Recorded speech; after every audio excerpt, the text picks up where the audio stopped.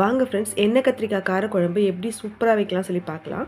எண்ணெய் கத்திரிக்காய் காரக்குழம்பு நார்மலாக எல்லாரும் புளி கரைச்சி அதிலேயே மிளகாத்தூள் போட்டு வைப்பாங்க, எண்ணெய் கொஞ்சம் கூட ஊற்றி வைப்பாங்க. ஆனால் இந்த எண்ணெய் கத்திரிக்காய் காரக்குழம்பு வேறு லெவல்லையும் டிஃப்ரெண்ட்டாகவும் இருக்கும், நல்ல டேஸ்ட்டாகவும் இருக்கும். இது கண்டிப்பாக எல்லாருமே ட்ரை பண்ணுங்கள்.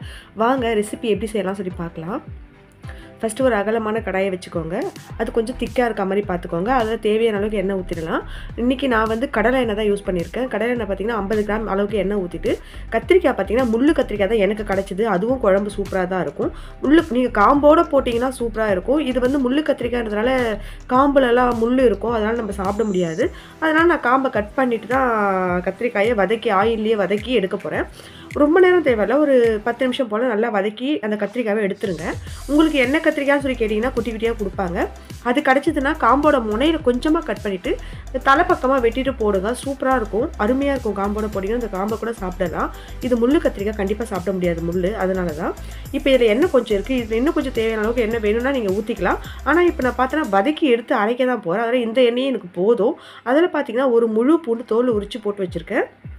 சின்ன வெங்காயம் பார்த்தீங்கன்னா 100லேருந்து 150 கிராம் அளவுக்கு தோலை உரித்து போட்டு உப்பு போட்டு வதக்கியாச்சு.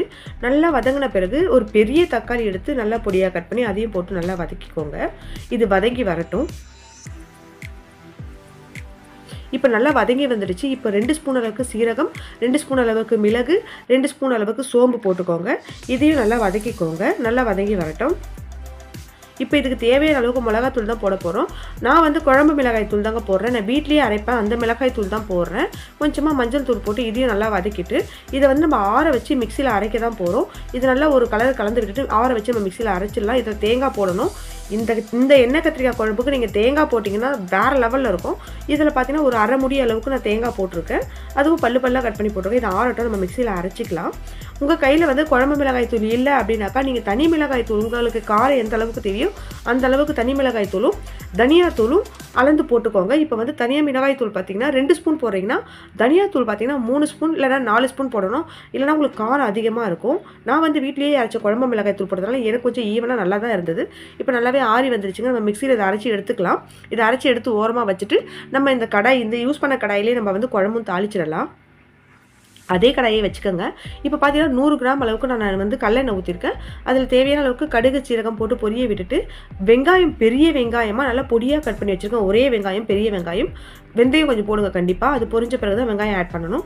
வெங்காயம் நல்லா சூப்பராக வந்த பிறகு நீங்கள் உப்பு போட்டாலே சூப்பராக வதங்கி வந்துடும். வதங்கி வந்த பிறகு ஒரு பெரிய தக்காளியும் போட்டு வதக்கிக்கோங்க. இதுவும் பார்த்தீங்கன்னா ரொம்ப வதங்க தேவையில்லை. நம்ம வதக்கி அரைச்சிருக்கோம் இல்லையா, அதனால் தக்காளி வந்து ஓரளவுக்கு வதங்கினா போதும். வெங்காயம் மட்டும் கொஞ்சம் வதக்கி வந்தால் போதும். இப்போ நல்லா வதங்கி வந்துருச்சு. இந்த ஸ்டேஜில் நம்ம மிக்சியில் அரைச்சோம் இல்லைங்களா அந்த வெங்காயம் தக்காளி பேஸ்ட், அதை வந்து ஊற்றிக்கோங்க. இது கொஞ்சம் திக்காக இருக்கும். நீங்கள் என்ன பண்ணணும், மிக்சியில் கொஞ்சம் தண்ணி ஊற்றிக்கோங்க.